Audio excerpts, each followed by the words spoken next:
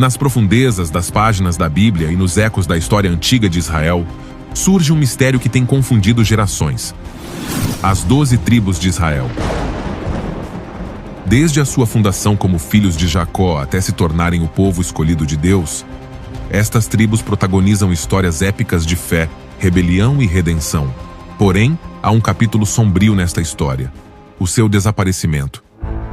Como é possível que uma linhagem tão fundamental nos planos divinos tenha desaparecido da narrativa histórica? O que aconteceu com as 12 tribos?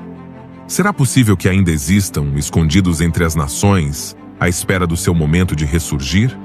E o mais importante, o que a profecia bíblica nos diz sobre a sua restauração no fim dos tempos? Este vídeo não só explorará a sua origem e desaparecimento enigmático, mas também lançará luz sobre o que as Escrituras revelam sobre o futuro destas tribos. Prepare-se para uma fascinante viagem pelo tempo e espaço, onde exploraremos teorias, descobriremos pistas escondidas na história e desvendaremos profecias que falam do seu glorioso retorno. Antes de continuarmos, adoraríamos ouvir sua opinião sobre este tópico e quais outros tópicos você gostaria que abordássemos em nossos vídeos futuros. Vamos começar!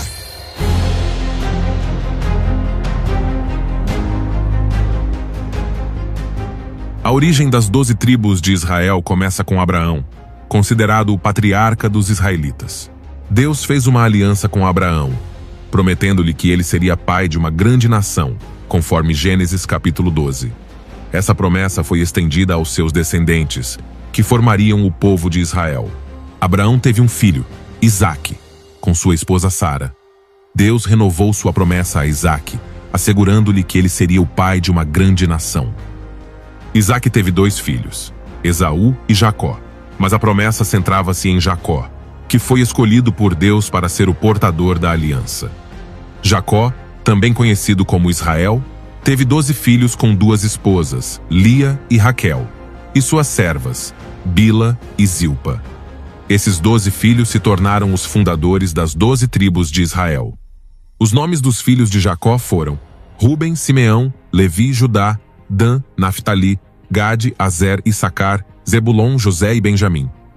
O filho de Jacó, José, desempenhou um papel crucial na história das tribos de Israel. Ele foi vendido como escravo por seus próprios irmãos. Mas depois de um tempo, ele se tornou uma figura proeminente no Egito devido à sua habilidade de interpretar sonhos e à sua habilidade administrativa. Durante uma grande fome, os irmãos de José viajaram para o Egito em busca de alimento sem reconhecê-lo. Eventualmente, José revelou a sua identidade aos seus irmãos e, devido à sua posição de poder, convidou a sua família a mudar-se para o Egito, onde seriam protegidos da fome. Jacó, o patriarca da família, e todos os descendentes de Israel emigraram para o Egito, onde se estabeleceram na região de Gósen. No início, eles viviam lá como uma família privilegiada sob a proteção de José, mas com o passar do tempo, um novo faraó subiu ao poder. Este faraó não conhecia José nem as bênçãos que Israel havia recebido. Como resultado, os israelitas começaram a ser escravizados e durante séculos viveram sob crescente opressão. Contudo, o povo se multiplicou significativamente, cumprindo a promessa de Deus de que seus descendentes seriam inumeráveis. Jacó viveu no Egito durante seus últimos anos. Antes de morrer, chamou seus 12 filhos, aos quais deu instruções e bênçãos que determinariam o destino de suas futuras tribos. Este evento está registrado em Gênesis capítulo 49, onde Jacó, já velho e prestes a morrer, reuniu seus filhos para lhes dar profecias. No seu leito de morte, Jacó não só lhes deu bênçãos individuais, mas também falou sobre o futuro coletivo de cada tribo. Jacó proferiu profecias que refletiam tanto as características pessoais de seus filhos, quanto os papéis que seriam desempenhados pelas tribos que surgiriam deles. Cada tribo teria um destino diferente de acordo com as palavras de Jacó. Por exemplo, Judá foi designado líder das tribos. Jacó declarou que o cetro não se afastaria de Judá, prenunciando a futura liderança desta tribo, da qual surgiriam reis, como o rei Davi e o futuro Messias. Então Levi, em vez de receber uma porção de terra, recebeu um papel especial, sendo consagrado ao serviço de Deus. Levi se tornaria a tribo responsável pelo sacerdócio e, portanto, não receberia terras, mas sim cidades para morar e cumprir sua função religiosa. Finalmente, José, por causa de sua fidelidade e de seu sofrimento, recebeu uma bênção especial. Jacó adotou seus 2 filhos, Efraim e Manassés, como seus e deu-lhes uma parte do legado de Israel, tornando-se 2 tribos separadas. Isto resultou numa porção dobrada para a tribo de José na distribuição da terra prometida. Agora, depois que os descendentes de Jacó, Israel, se estabeleceram no Egito, eles começaram a multiplicar-se. Embora inicialmente tenham vivido em paz sob a proteção de José, com o tempo foram escravizados pelos egípcios. No entanto, Deus levantou Moisés como líder para libertá-los. Através da grande libertação do Êxodo, os israelitas foram conduzidos por Moisés para fora do Egito e para a terra prometida. No processo do Êxodo, as tribos se consolidaram como nação, com Moisés liderando-as segundo a vontade de Deus. No Monte Sinai, Deus deu-lhes a lei e a aliança, estabelecendo a sua identidade como povo escolhido separado para servir. Assim que o povo de Israel atravessou o deserto e chegou à terra prometida, sob a liderança de Josué, as tribos começaram a se estabelecer em Canaã. Porém, a tribo de Levi não recebeu uma porção de terra como as outras tribos, pois sua função era servir no sacerdócio e no templo. Em vez de terras, Levi recebeu cidades para morar e realizar suas funções religiosas. Por outro lado, os descendentes de José foram divididos em 2 tribos, Efraim e Manassés, que deram origem a um total de 13 unidades administrativas. Porém, devido à exclusão de Levi na distribuição das terras, eles são tradicionalmente contados como 12 tribos. Assim, as tribos de Israel, com as bênçãos e profecias dadas por Jacó, estabeleceram-se na terra prometida, cumprindo as promessas feitas por Deus aos seus antepassados. Agora, depois do período dos patriarcas e do estabelecimento das tribos na terra prometida, o povo de Israel passou por uma fase de instabilidade durante a era dos juízes. Durante este tempo, cada tribo funcionou de forma semi-independente, sem um governo centralizado. As tribos enfrentaram diversos desafios, como invasões de povos inimigos, como os filisteus, e lutaram contra a idolatria interna e a falta de unidade. Os juízes eram líderes carismáticos que surgiam em tempos de crise para orientar as tribos e restaurar a ordem, mas não existia uma estrutura monárquica estável. Porém, a situação mudou quando o povo solicitou um rei, desejando ser governado como as nações vizinhas. O primeiro rei foi Saul, que unificou as tribos sob sua liderança. Apesar do sucesso inicial, seu reinado foi marcado por conflitos internos e pela desobediência às instruções divinas, o que o levou à rejeição por Deus. David, o segundo rei, consolidou ainda mais a unidade das tribos e alcançou vitórias decisivas, incluindo a conquista de Jerusalém, que se tornou a capital espiritual e política de Israel. O seu reinado, caracterizado por uma forte centralização e expansão territorial, lançou as bases para a ascensão do reino. O filho de David, Salomão, continuou esta unificação e durante o seu reinado Israel atingiu o seu auge em termos de poder, riqueza e sabedoria. Salomão construiu o templo em Jerusalém, estabelecendo a cidade como centro religioso e político. Porém, após sua morte, o reino foi dividido em 2. Primeiro, o Reino do Norte, Israel. Após a divisão, Jeroboão governou as 10 tribos do norte, estabelecendo a sua capital em Samaria. O reino sofreu constantes invasões de potências estrangeiras, como a Assíria, que finalmente conquistou Israel em 722 a.C. Sugere-se que, como parte da sua estratégia de controlo, os assírios implementaram um sistema de reassentamento forçado, deslocando os israelitas para diferentes regiões e trazendo pessoas de outras nações para ocuparem as suas terras. Este processo resultou na mistura de culturas e populações, levando à dissolução da identidade original das 10 tribos, mais tarde conhecidas como as 10 tribos perdidas. A queda de Israel foi uma consequência direta da sua rejeição a Deus e da desobediência aos seus mandamentos. Em segundo lugar, o Reino do Sul, Judá. No Reino do Sul, Judá e Benjamim continuaram a existir sob a dinastia davídica, embora também enfrentassem tempos de apostasia e corrupção.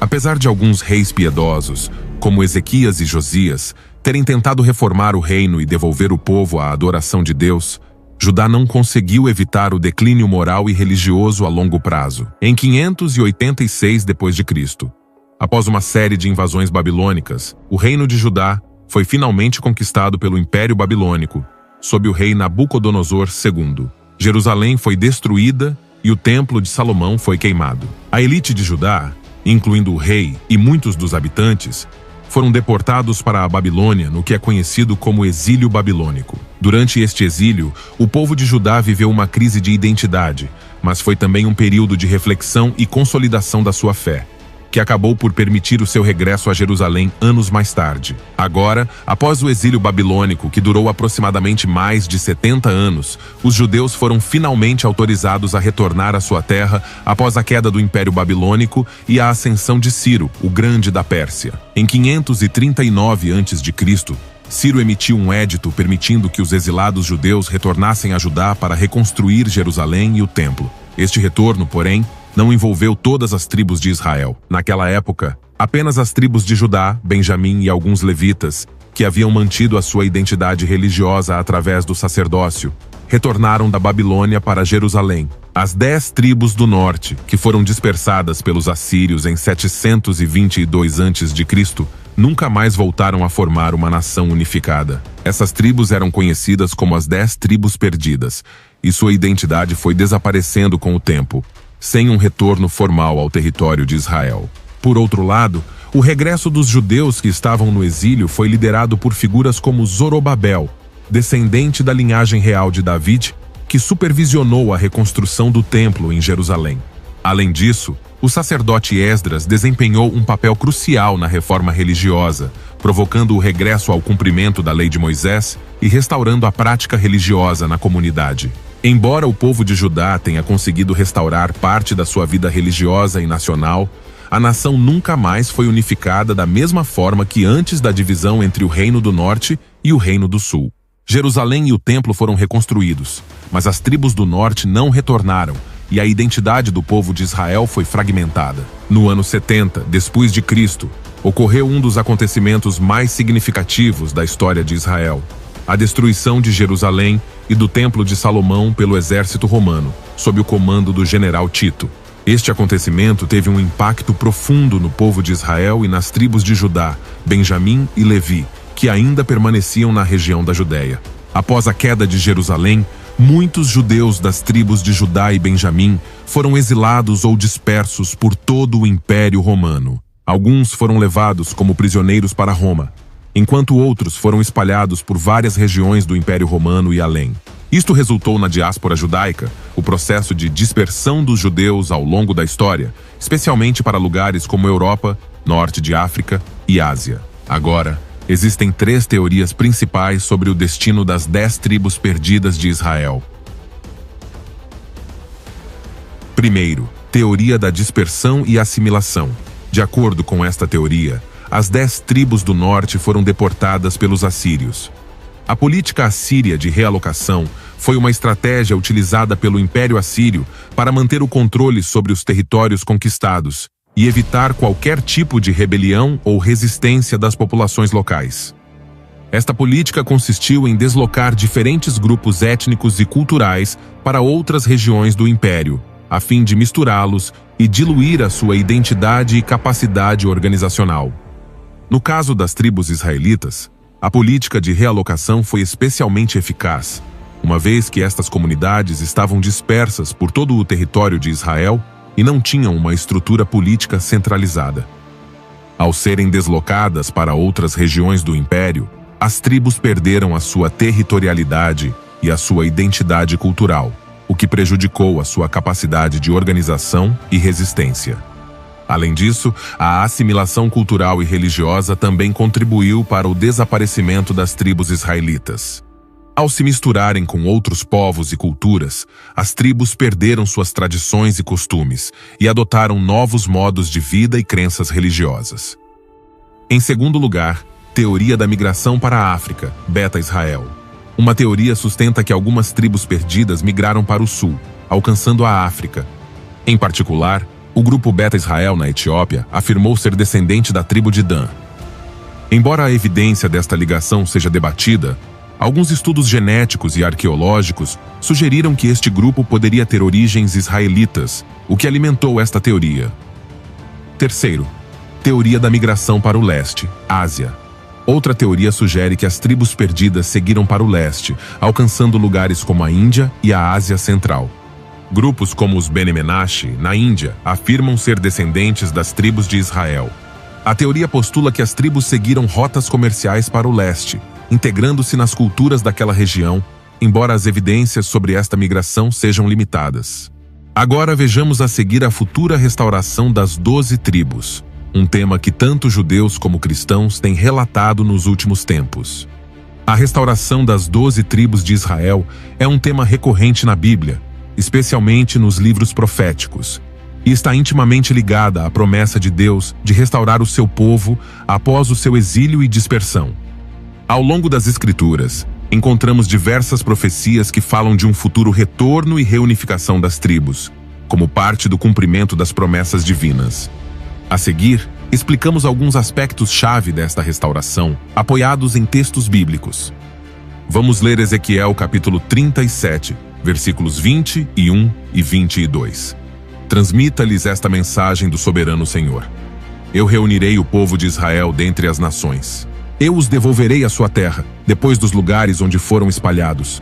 Eu os unirei para que formem uma nação nas montanhas de Israel. Um rei governará todos eles. Eles não estarão mais divididos em 2 nações ou em 2 reinos. Nestes versículos, ele expressa a promessa de Deus de reunir os filhos de Israel que estavam espalhados entre as nações. Deus os trará de volta à sua terra prometida, Israel, e fará deles uma nação unificada sob um único rei, eliminando a divisão em 2 reinos, Israel e Judá. É uma profecia que fala da futura restauração de Israel, simbolizando a esperança de um retorno e reunificação do povo de Deus no fim dos tempos. A profecia sobre a restauração e reunificação de Israel está relacionada com um evento futuro do fim dos tempos, conhecido na tradição judaica como a vinda do Messias e no cristianismo como o retorno de Jesus Cristo.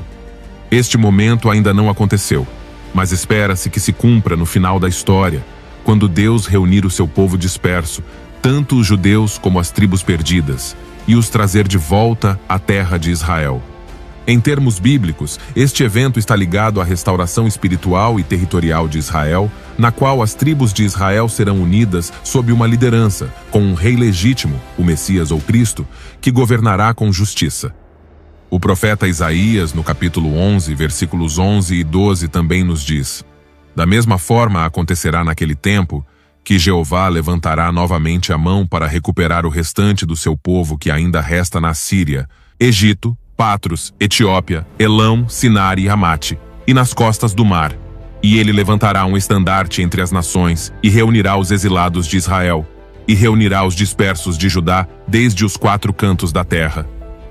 Isaías também fala de um futuro retorno dos exilados de Israel, que serão reunidos de todas as nações onde foram dispersos. Aqui é mencionado que tanto os exilados de Israel como os dispersos de Judá serão trazidos de volta à terra prometida. Agora, embora o tema da restauração das tribos perdidas seja proeminente no Antigo Testamento, há também referências a esta restauração no Novo Testamento, especialmente em relação ao retorno do Messias. Vamos ler Mateus, capítulo 19, versículo 28. Jesus respondeu: em verdade vos digo, quando o mundo for renovado e o Filho do Homem se sentar no seu trono glorioso, vocês que têm sido meus seguidores, também se sentarão em 12 tronos para julgar as 12 tribos de Israel. Nesta passagem, Jesus está se referindo ao futuro, especificamente à regeneração na nova era, o milênio, quando a terra será renovada. Durante este tempo, ocorrerá o julgamento e a restauração das 12 tribos de Israel. Os 12 apóstolos de Jesus estão destinados a julgar as tribos restauradas durante o estabelecimento do reino de Deus na terra. Vamos ler também Atos capítulo 1, versículos 6 e 7. Então os que estavam reunidos lhe perguntaram, dizendo: Senhor, restaurarás neste tempo o reino a Israel? E ele lhes disse: não vos cabe saber os tempos ou as estações, que o Pai colocou em seu exclusivo poder. Aqui, os discípulos perguntam a Jesus sobre a restauração do reino de Israel, mostrando a expectativa de que o povo de Israel experimentará uma restauração no futuro. Jesus responde que não se sabe a hora exata, mas que acontecerá de acordo com o plano de Deus. Agora, no livro do Apocalipse, é mencionado que 144.000 das tribos de Israel serão seladas. Vamos ler Apocalipse capítulo 7, versículos 4 ao 8. E ouvi o número dos que foram selados. 144.000 que foram selados de todas as tribos dos filhos de Israel. Da tribo de Judá, 12.000 selados. Da tribo de Ruben, 12.000 selados. Da tribo de Gade, 12.000 selados. Da tribo de Aser, 12.000 foram selados. Da tribo de Naftali, 12.000 foram selados. Da tribo de Manassés, 12.000 selados. Da tribo de Simeão, 12.000 selados. Da tribo de Levi, 12.000 selados. Da tribo de Issacar, 12.000 selados. Da tribo de Zebulon, 12.000 selados. Da tribo de José, 12.000 selados. Da tribo de Benjamim, 12.000 selados.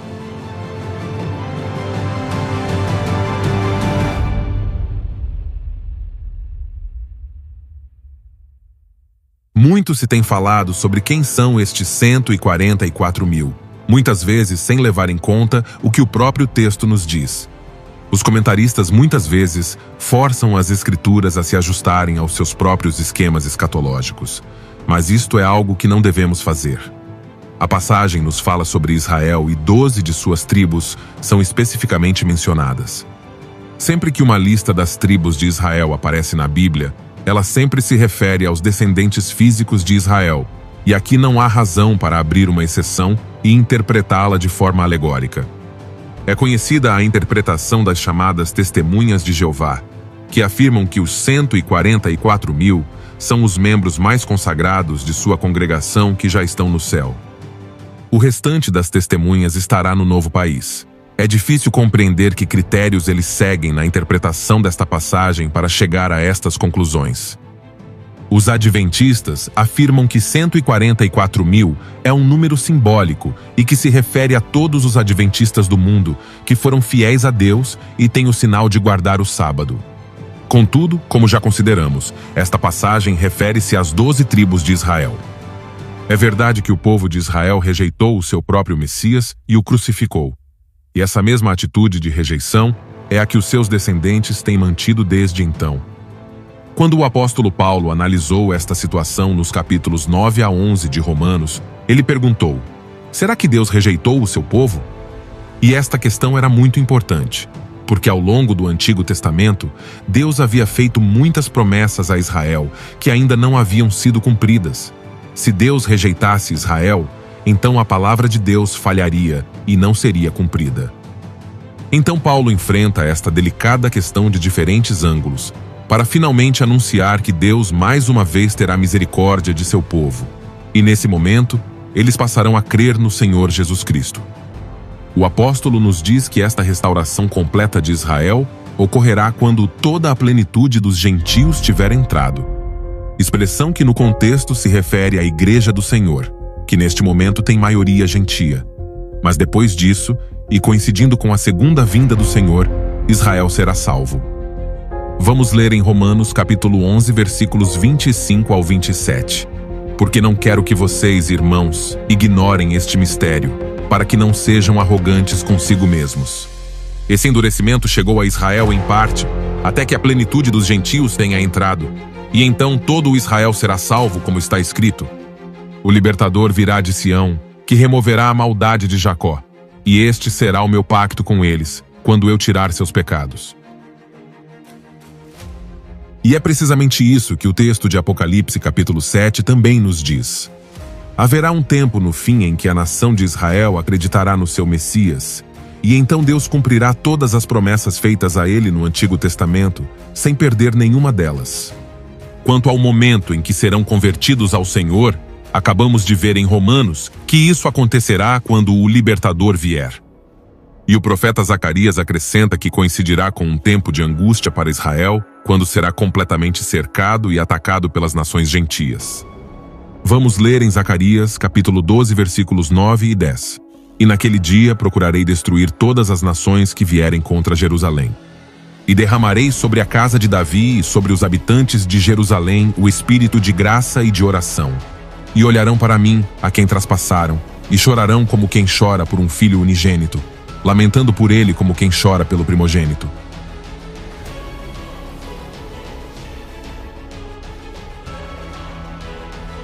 Será o momento em que se cumprirá o que o Senhor lhes disse em Mateus capítulo 23, versículos 38 e 39.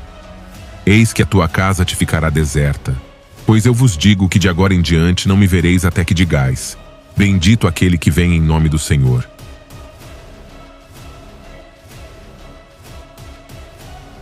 Portanto, estes judeus serão convertidos em algum momento durante a grande tribulação, provavelmente no final dela, depois de terem sofrido muito. Isto implica necessariamente que Israel será preservado até então, algo que até agora ocorreu milagrosamente, apesar de todos os esforços selvagens de Satanás para destruí-lo. Lembremo-nos que o Império Romano os expulsou das suas terras em 70 d.C., que os espanhóis os perseguiram e expulsaram dos seus territórios, e que Hitler os massacrou em campos de concentração. No entanto, contra todas as probabilidades, regressaram às suas terras em 1948 e tornaram-se uma nação. Agora, o momento exato da restauração de Israel e do retorno das tribos não está claro nas Escrituras, mas a Bíblia indica que isso acontecerá no fim dos tempos, quando Jesus retornar em sua segunda vinda. Este será um evento catastrófico para os inimigos de Deus, mas glorioso para os crentes, pois dará início à restauração e ao estabelecimento do reino milenar. As 12 tribos de Israel desempenharão um papel central na volta de Jesus. As tribos, dispersas desde os tempos antigos, serão reunidas sob o reinado de Cristo, e todos os crentes nele desfrutarão da restauração física e espiritual na nova ordem de Deus. Queridos ouvintes, nos últimos tempos assistimos a um fenômeno significativo: o regresso de numerosos judeus à sua terra prometida. Este regresso não se deve apenas a uma razão histórica ou política, mas está profundamente ligado às profecias bíblicas sobre a restauração de Israel. Nas últimas décadas, muitos judeus, tanto religiosos como seculares, foram instados a regressar à terra dos seus antepassados. Este movimento não é aleatório, mas parte de um plano divino mais amplo, evidenciado pelos acontecimentos da história moderna. Organizações como o Movimento Sionista e a Aliyah, que significa ascensão em hebraico, desempenharam um papel fundamental na facilitação do retorno dos judeus a Israel. Estas iniciativas ajudaram milhares de judeus de todo o mundo a regressar à sua terra natal. Este regresso à terra de Israel é um sinal claro de que os propósitos de Deus estão a ser cumpridos, conforme está escrito nas Escrituras. Apesar dos desafios e dificuldades que enfrentaram, a restauração de Israel continua a ser um testemunho da fidelidade de Deus ao seu povo. E assim chegamos ao final deste vídeo. Obrigado por fazer parte do nosso canal. Deus os abençoe abundantemente. Até a próxima vídeo.